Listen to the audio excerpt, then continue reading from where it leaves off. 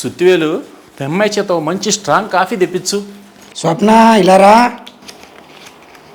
నానా నాకు ఇవాళ ఈవీ స్కూటర్ కొనుక్కోడానికి డబ్బులు ఇస్తా అన్నావు. ఇదిగో నీదే ఆలస్యం. ఇక నుండి కాలేజీకి స్కూటర్ మీద ఒక్కదాన్ని వెళ్ళాలి. నేను వదిలిపెట్టడానికి రాను. ఓకే నానా, థ్యాంక్ యూ సో మచ్. మా అమ్మాయి కళ్ళలో ఆనందం చూస్తూ ఉంటే నాకు ఈ ప్రపంచాన్ని గెలిచేంత సంతోషంగా ఉంటుందిరా. చెబితే ఫీల్ అవుతావు కానీ పిల్లల్ని ఇలా అతిగా గారాబం చేసి నెతికెక్కించుకోకూడదు. రేపొద్దున్న నీ కాళ్ళు చేతులు పని చేయక మంచాన పడ్డ రోజు నిన్ను తీసుకెళ్ళి ఏ ఓల్డ్ ఏజ్ హోమ్లోనో వదిలేసి భర్తతో కలిసి అమెరికానో లండనో పోతుంది అమ్మాయి. కాస్త అటో ఇటో అయి వృద్ధాప్యంలో నువ్వు పోయావని తెలిసినా కనీసం ఆ అమ్మాయి నీ కోసం ఏడుస్తుందన్న గ్యారంటీ కూడా లేదు. నాకు ఈ డబ్బులు ఏం అక్కలేదు.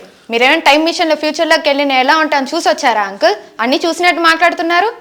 ఈ కాలం పిల్లల గురించి ఎన్ని సినిమాల్లో చూడలేదు, ఎన్ని యూట్యూబ్ వీడియోల్లో చూడలేదు. దానికోసం టైం మిషన్లోకి వెళ్ళి చూడాలా?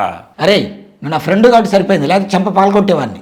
ఉద్యోగం జీతం కోసం చేస్తాం, వ్యాపారం లాభాల కోసం చేస్తాం. పిల్లల్ని మాత్రం మనల్ని వృద్ధాప్యంలో చూడాలి అనే స్వార్థంతో పుట్టినప్పుడే అగ్రిమెంట్ రాసుకొని పెంచాం. పెద్దయ్యాక పిల్లలు ఎలా ఉంటారనేది మనం పెంచే విధానాన్ని బట్టి ఉంటుంది. మా అమ్మాయిని మాత్రం నేను ప్రేమతో, క్రమశిక్షణతో, బాధ్యతతోనే పెంచాను.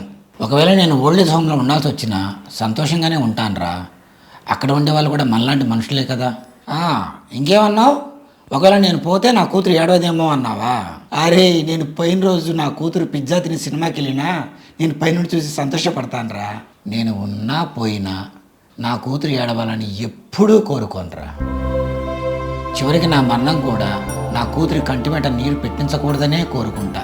అదేరా ఈ తండ్రి మనసు.